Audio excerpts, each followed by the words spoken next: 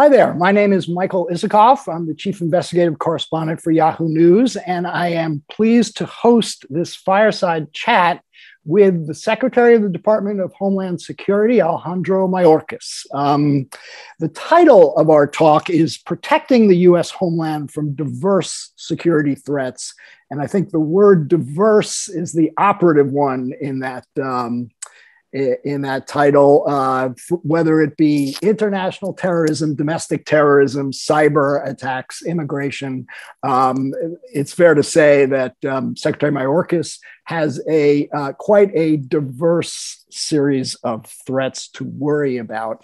A little background on Secretary Mayorkas. He is a native of Havana, Cuba. His family came to the United States after the Cuban Revolution in 1959. He served as a U.S. attorney under President Clinton in Los Angeles.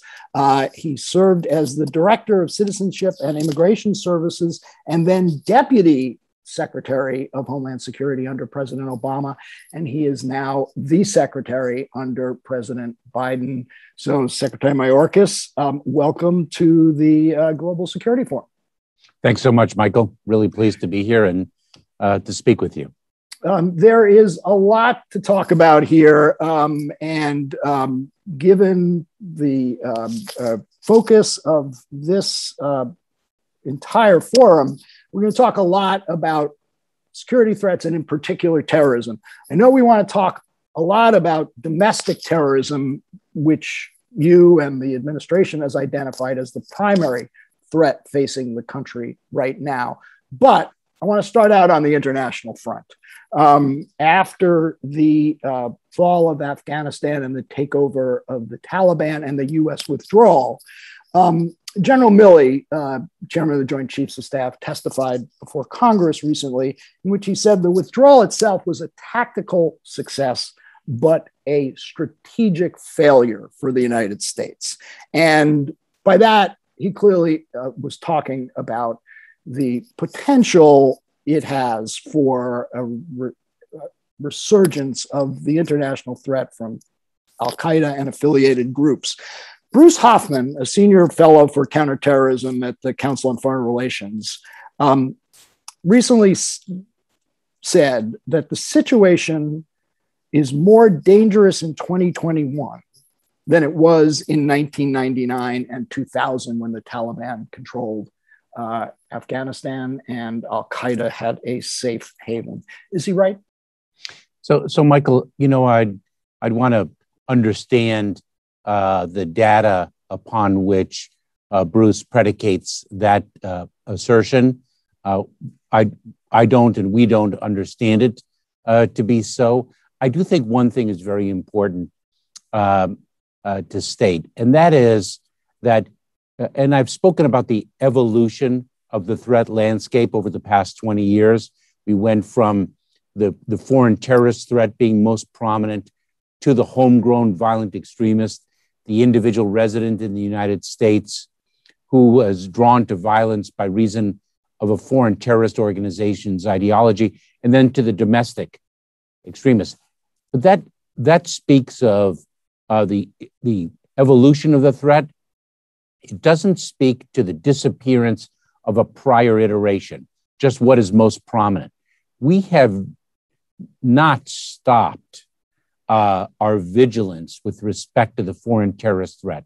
I do think that the situation in Afghanistan, the dramatic change there, I think raises the specter, the potential of an increase in prominence of the foreign terrorist threat. It has not, of course, materialized yet, but we are watching it very closely. The comparative point that Mr. Hoffman makes is one I'm not prepared to.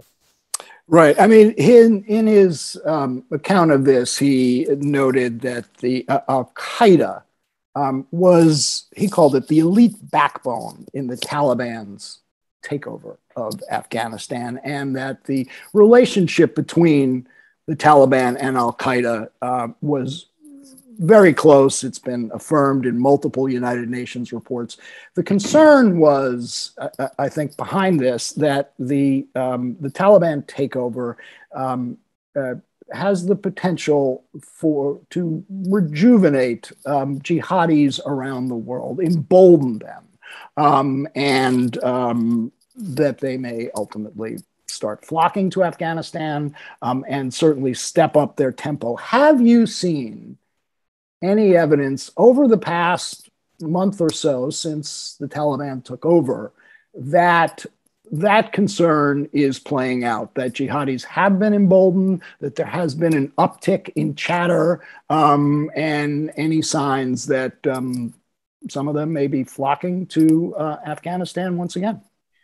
So, Michael, the concern that, or the potential that Mr. Hoffman articulates is one I think that Ali Soufan himself has articulated in an op-ed piece in the New York Times, and certainly since there. I think we watch it very closely. We have not seen a flocking to Afghanistan by the terrorist community, the radical community. We have not seen that materialize in the past several weeks. Obviously, and how about uptick in chatter and talk among them, citing the Taliban victory as something that as a strategic victory for the terrorists? So we've seen, picking up on the word diverse in the title of our conversation, we've seen a diverse number of groups actually pick up on what occurred in Afghanistan. We've seen anti-government groups here in the United States trumpet what the Taliban, where they stand now, in an effort to fuel anti-government sentiment. So I think the voices are quite diverse. There's been a lot of chatter with respect to what did occur in Afghanistan, but we're not seeing that chatter really gravitating towards a call to travel and a call to action at this juncture. So let's move to the domestic front. And I'd like to start with the continued fallout from January 6th. As you recall, back in the summer when the January 6th committee held its first hearing, several of the Capitol police officers testified, and one of them repeatedly referred to the individuals who stormed the Capitol that day as terrorists. Is that the right word to use to describe the people involved in the January 6th riot? So, Michael, there are criminal prosecutions pending. There are criminal investigations pending, and I cannot really add a label to the conduct that's under review. I've got to respect the integrity and the independence of the investigative and prosecutorial processes. I will say this, that, taking a step back, really, because one of the things that I've been giving a lot of thought to and I've started to comment upon is the fact that our work in the Department of Homeland Security really lands at the epicenter of the nation's divide. And that divide is wide. And the divisiveness itself is something that we have to watch because it does fuel a certain level of chatter on the internet, on social media, and in other fora. And it is both remarkable and remarkably sad to me that we have a storming of the Capitol. We have language uttered that speaks of an effort or a threat to hang the Vice President of the United States and otherwise kill the Speaker of the House. And we as a country cannot unite around condemnation of that. Well, as picking up on that, I think it was just recently former Vice President Mike Pence gave an interview on Fox News. He was the target for many of those who assaulted the Capitol. And he argued that too much attention was being paid to January 6th, that this is being used politically to hurt the former president, and that we should move on. What was your reaction to the former vice president's remarks? I disagree with his remarks. I think that January 6th was an insurrection. The nation's capital was stormed, was vandalized, and it's an extraordinarily sad day and a dark day in our nation's history, and we shouldn't turn that page too quickly. In fact, we need to be able to study it, understand it, unify around what it was, what it means, the threat it poses, and take better care of our country. You just used the word insurrection, which many people have used to describe January 6th. And I'm just curious, why is it okay to call those who assaulted the Capitol insurrectionists, but not terrorists? They haven't been charged with insurrection. They haven't been charged with terrorism either. They've been charged with multiple crimes. But if you can call them insurrectionists, why can't you call them terrorists? I don't think those two terms are synonymous, and one has legal implications. The other does not. Okay, well, on that score, just picking up on that, I think 608 people have been arrested. 65 of them are affiliated with either the Proud Boys, the Oath Keepers, the Three Percenters, or other white supremacist extremist organizations.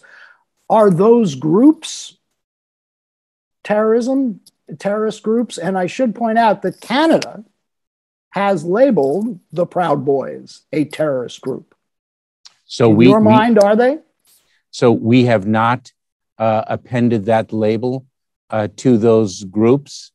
I think what we see, and I think this is a very important point, Michael, that we don't, in looking at these groups and looking at the rhetoric that is propagated on online platforms and unfortunately, increasingly on encrypted, through encrypted channels, what we see is not organizations that have the attributes of traditional hierarchical structures and like, but rather what we see is an individual or groups, of loosely affiliated individuals. We don't see the tiered hierarchical structure that we often associate with other organizations. And so, frankly, quite reluctant to append labels very quickly. I know Canada certainly has. What we do is we watch the actions of individuals and loose affiliations, watch the traffic so that we can disseminate information, throughout the enterprise, the state, local, tribal, territorial officials, so they're ready to protect their respective communities. Since January 6th, what are you seeing when you're watching these groups? Were they emboldened? Have they been hurt by the federal prosecutions of their members? What's been the reaction? It's an interesting question. I would frame it this way. We haven't seen a deterrent effect yet, but remember, deterrence requires, I think, a period of time to test whether, in fact, it is in effect. I think it's early in the progression. You, back in June, unveiled the Biden administration domestic terrorism strategy. And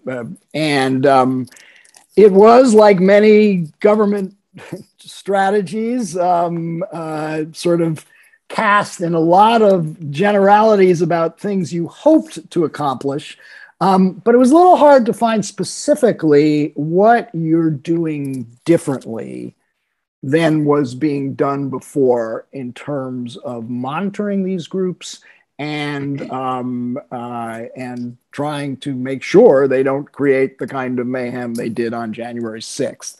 So can you sort of flesh out, since you unveiled this strategy, what specifically is the Department of Homeland Security doing today that it wasn't doing before you took office? Sure.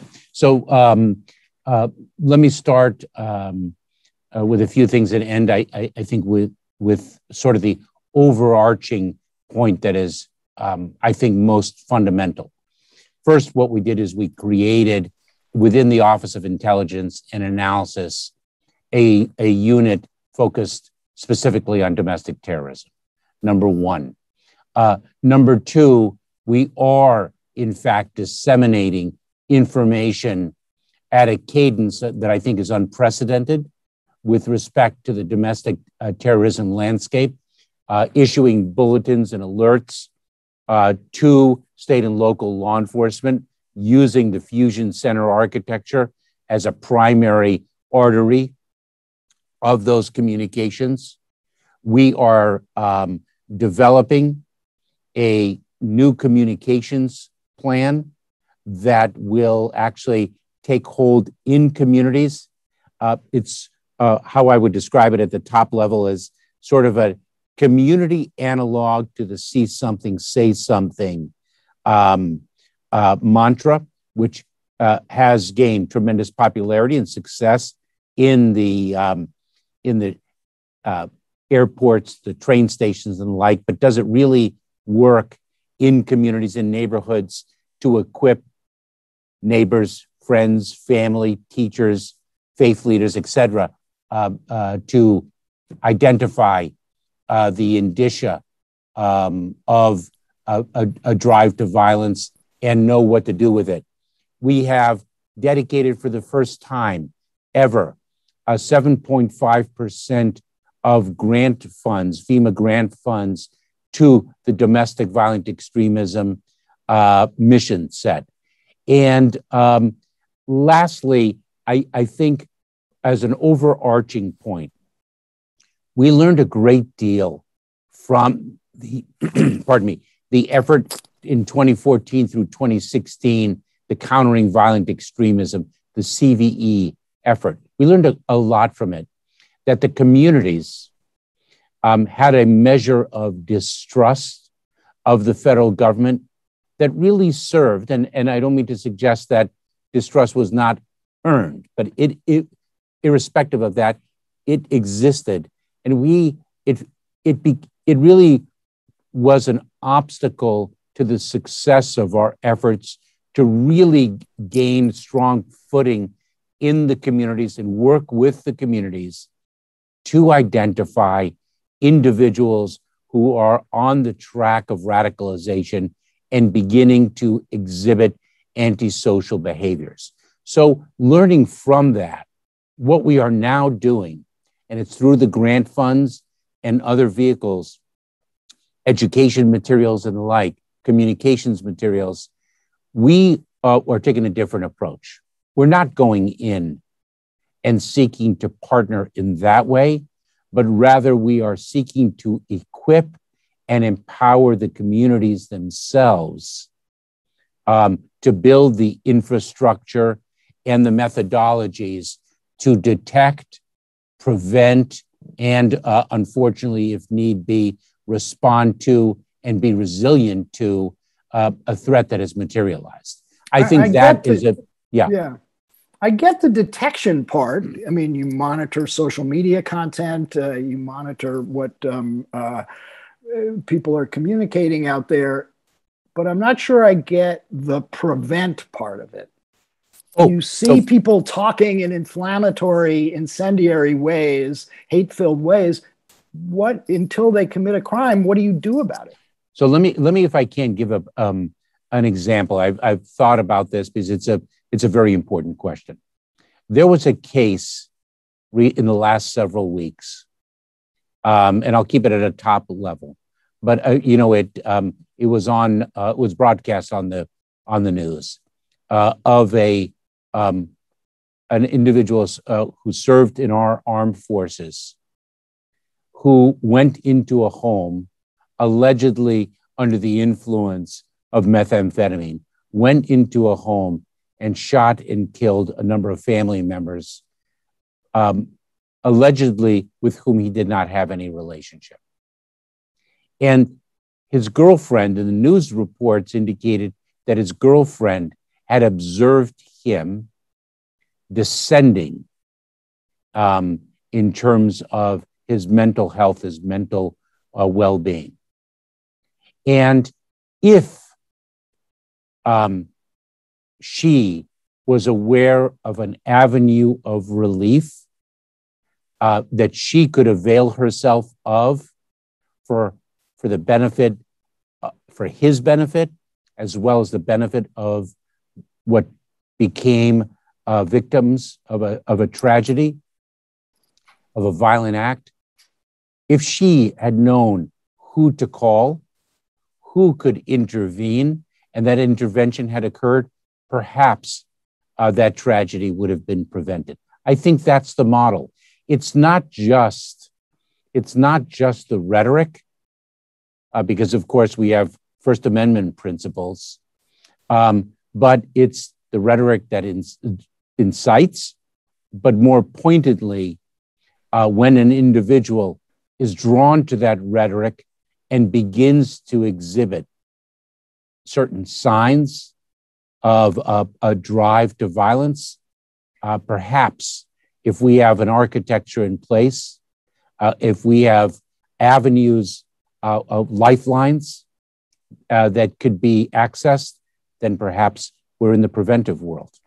Do we need a domestic terrorism law?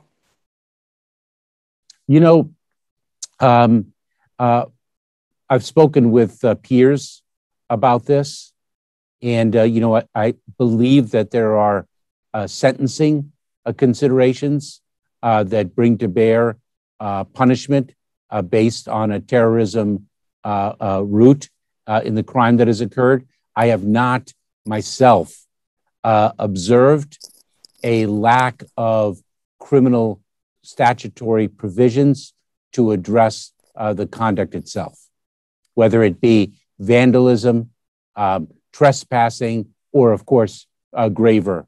So you're saying you don't see the need to go further and create a law, have a law that specifically addresses domestic terrorism? Michael, my view at this point, tentative view, is no, we do not. One thing your terrorism, the domestic terrorism strategy called for, it said, the Department of State will continue to assess whether additional foreign entities linked to domestic terrorism can be designated as foreign terrorism organizations or specially designated global terrorists. Now, that is opens up a really important area. There was a recent report by the Sufan Center on the links between some of these domestic groups and international groups. Proud Boys have and affiliates in the UK and other countries. There seems to be some coordination, or at least a flow of information, merchandise, possibly money. The Department of State was assessing this back in June, 4 or 5 months ago. Where are we on that? Is there going to be any such designations as was presaged in the strategy? So I can't get ahead of colleagues. I will say that is something that we watch very carefully. The nexus, which does exist in circumstances between organizations abroad and loose affiliations here, or individuals back and forth. We certainly see a foreign nexus to the domestic landscape that we watch most closely. Well, if you see it, doesn't that cry out for the kind of designation that was being contemplated? I think that one thing is to monitor traffic, to monitor language. Another thing is, as you referenced in your premise at the outset, another thing is to watch the flow of funds and to investigate to what purpose those funds are put, etc. So I think it all depends on the nature of the activity and the details involved. And this is something that, of course, not just the Department of State is watching, but this is a strategy that is an all of government effort. Everybody who has studied this problem has said it is fueled by disinformation, conspiracy theories, and other, fake news that's spread on social media. We recently had the remarkable testimony of the Facebook whistleblower, Frances Hogan, talking about how Facebook's own research had concluded that the company's algorithms, which maximized incendiary content messages, was contributing to this problem.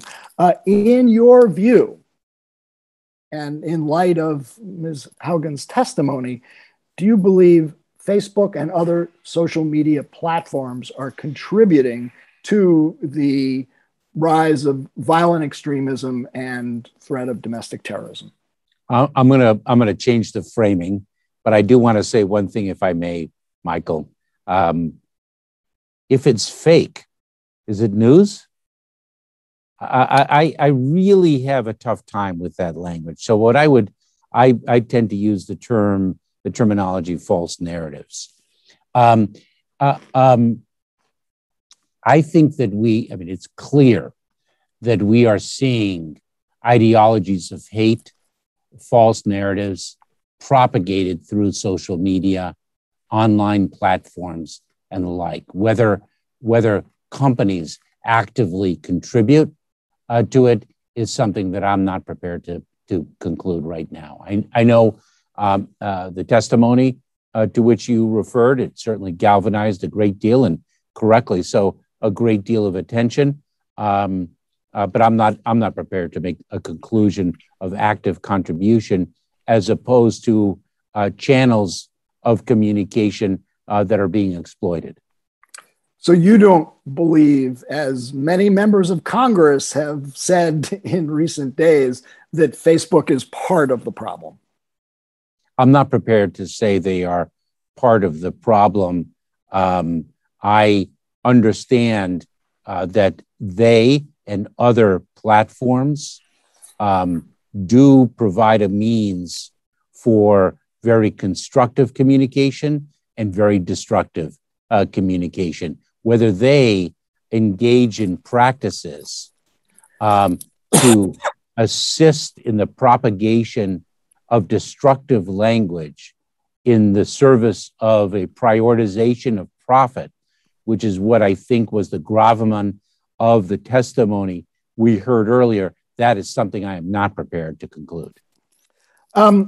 In a recent interview with USA Today, you said, I'm switching topics now to immigration. I take great pride in being a different government than the government that inflicted such cruelty, and you're referring there to the former president's immigration policy. And yet, a senior State Department official who just left his role in the Biden administration said that the administration's use of Title 42 to evict Haitians who had come to, thousands of Haitians who came to this country, and fly them back to Haiti was illegal, inhumane, and not worthy of this administration. I believe this administration's current implementation of Title 42 authority continues to violate our legal obligation. and not to expel or return individuals who fear persecution, death, or torture. You are a refugee yourself. You and your family came from Cuba. When you hear words like that from a member of the administration, what goes through your mind? And what do you have to say to Harold Koh, who was the State Department official, former State Department official who wrote that memo? So let me, I'll answer that question quite directly. Let me first just set the table a little bit, because with respect to the Haitians in particular, the exercise of the government's authority has drawn two criticisms.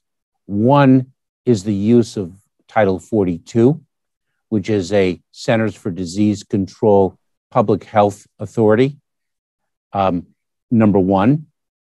And number two, we've received criticism for the fact that on top of the fact that we are exercising that CDC Title 42 authority, we're returning individuals to Haiti, and there's a great concern has been articulated that Haiti does not have the capacity to receive them safely.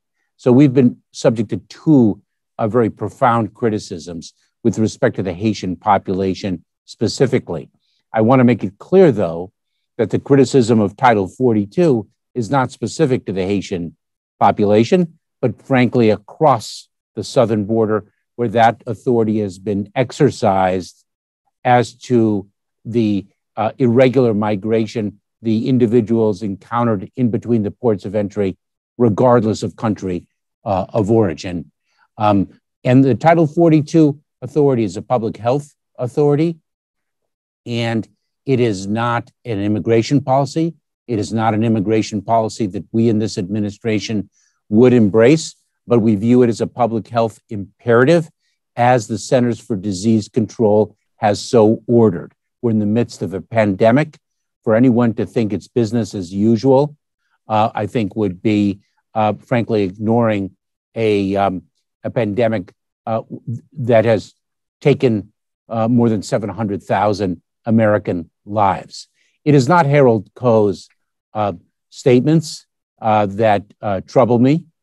It is, quite frankly, Michael, a visit to the border in Del Rio, Texas, and to see the migrants and to understand in person that a number of them, a material percentage of them, will in fact be expelled under the Title 42 authority. And these are individuals who are seeking a better life for themselves and their families. It's a heartbreaking thing to see. I don't need anyone to share words to explain to me what that heartbreak is and what it means. But this is what is necessary as a matter of public health imperative, as ordered by the Centers for Disease Control, and that is the authority we're executing. When I believe when I asked you about this back in June, you indicated that the administration was reviewing whether to maintain Title 42 and continuing evictions on that basis. It sounds like, from what you've just said, that the administration has reviewed it and it's sticking with Title 42. At no plans at the moment to lift that. So, look, it's a temporal assessment. It's a public health driven analysis that we ourselves in the department don't conduct, but the Centers for Disease Controls conducts. And we were, in fact, reviewing it. And then the arc of the pandemic, in light of the Delta variant, changed or impacted the landscape, the data, the need for that authority. And we'll see what the coming weeks and months bring. I think we are unanimous in the fact that we hope public health authorities are no longer necessary because we have the pandemic behind us, but that is not where we are.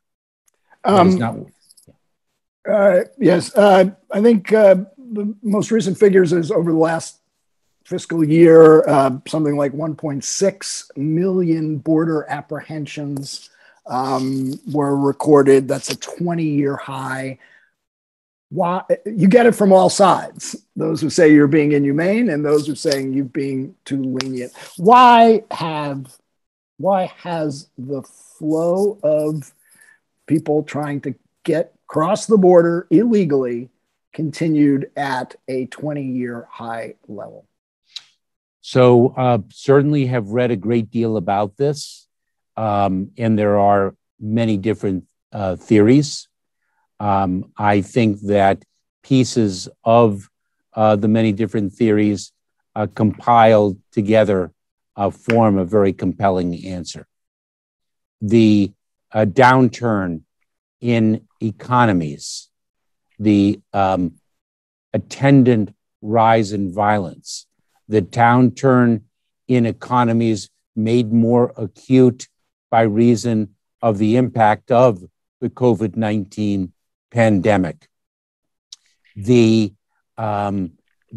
suppression of any humanitarian relief over the past number of years, and the pent-up thirst for relief among many different populations. I think an accumulation of factors contributes to the rise in migration that we've seen. One more of the diverse threats that we haven't touched on, we don't have much time, but I do need to ask you about, and that is cyber threats and ransomware. And that's been something that's clearly been growing exponentially in recent years. In last May, we had the Colonial Pipeline ransomware attack in which the company had to pay $4.3 million to the hackers. I want to ask you, how many companies have been, to your knowledge, have been forced to do what Colonial Pipeline had to do, and that is pay ransom to hackers who have taken down their systems? Michael, I don't know the exact number, and I would, whether they've been forced to or felt compelled to. There's a very important distinction there. I will say that the number of ransomware attacks has grown over the past year by about 300%. The growth 300%. 300%. The growth is exponential, and I think that we are seeing a very important shift in what's going to be the cybersecurity landscape with respect to the government and the private sector. Our architecture, our model is based on the voluntary provision of information. If in the cybersecurity arena, the replication of the crime is facile. If you hit one company and it works, that methodology works, it's quite easy to replicate that intrusion in another company. And so our premise, and Suzanne Spalding is one of the architects of this in the Obama administration, and it's really visionary, is if company A gives us that information that they've been hit, and we can identify the tools to prevent it, and then we can disseminate those tools to the private sector so that we prevent the replication of harm. If everybody contributes in that way and we disseminate accordingly, we really raise the cyber hygiene of the country writ large. I think that when we see Colonial Pipeline, when we see a 300% increase, when we see solar winds, when we see the attack that fortunately did not work in Florida of hackers trying to prevent a water treatment facility from running its operations such that the water would be treated correctly, and not for profit, but frankly, to have water reach neighborhoods in a dangerous condition and perhaps cause incredible physical harm, if not mortality. In this landscape, I think what we are seeing is increasing legislative action to move from a voluntary information sharing framework to actually a mandatory one. Well, Mr. Secretary, I'm informed we're out of time. We've touched on some of the diverse security threats that you have to deal with. I don't know if we've got them all, but I do want to thank you for participating in this chat. Most informative, and I hope we can continue the dialogue. As do I, Michael. Thanks so much, and thanks to the Soufan Center. Thank you.